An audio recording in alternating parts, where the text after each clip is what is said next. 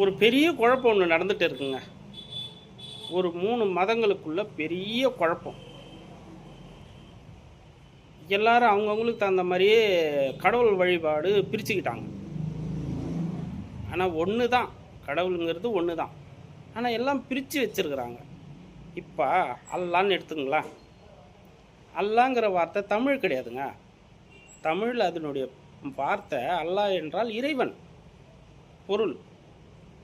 தமிழுக்கு அதுக்கு இறைவன் சொல்லலாம். ஆ, ஆ, இன்னும் அடுத்த சாமி இது ஏதோ ஒன்றா சொல்லலாம். ஜீசஸ்ன்னு சொல்லலாம், சிவன் சொல்லலாம், எது வேணாலும் சொல்லலாம். இறைவன் அதுதான் அதனுடைய பொருள். இறைவன் இறைவன் என்றால் தமிழ், காட் என்றால் ஆங்கிலம், உருதுல அரபுல அல்லாஹ். மொழி தான் வேறு வேறு தவிர அந்த வேர்டு அந்த வார்த்தை இருக்குது இல்லைங்களா, அது ஒன்று தான். கடவுள் என்னாலும் ஒன்று தான், அல்லாஹ் என்னாலும் ஒன்று தான், காடுனாலும் ஒன்று தான், ஜீசஸ் என்னாலும் ஒன்று தான். நீங்கள் எது வேணாலும் வச்சுக்கலாம். ஆனால் இந்த பிரபஞ்சத்துடைய பெயர் அல்லாஹ், பிரபஞ்சத்துடைய பெயர். அப்போ நம்ம யாரை வணங்குறோம்? பிரபஞ்சத்தை வணங்குறோம். உங்கள் விருப்பத்துக்கு ஒரு வச்சு வணங்குறோம்.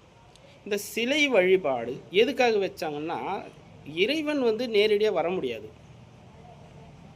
ஒரு மனித ரூபத்தில் வராங்க, மனித ரூபத்தில் வராங்க, மிருக ரூபத்தில் வராங்க. இப்படி ரூபங்களாக தான் உங்களுக்கு அறிகுறி காட்ட முடியுமே தவிர நேரடியாக வர முடியாது.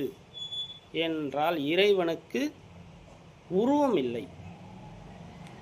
இன்னொன்று, காது மட்டும்தான் கேட்கும், பேச தெரியாது. காது மட்டும்தான், காது நல்லா கேட்கும் அவருக்கு.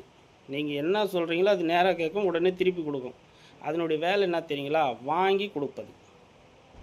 நீங்கள் நல்லது செஞ்சீங்கன்னா வாங்கி திருப்பி அப்படியே உங்களுக்கு தரும், கெட்டது செஞ்சீங்கன்னா வாங்கி அப்படியே திருப்பி உங்களுக்கு தரும். இதுதான் இறைவன்.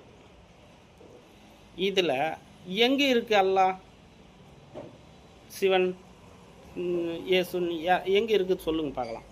ஒருத்தன் தானே இருக்கிறான். ஆனால் நம்ம தான் பல விதமாக பிரிஞ்சு கிடக்குறோம். இதை நம்ம புரிஞ்சுக்கணும்.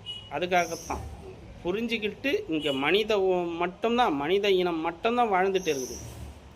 இனங்களில் வேறு கிடையாது, மதங்களில் வேறு கிடையாது, மதமே கிடையாது.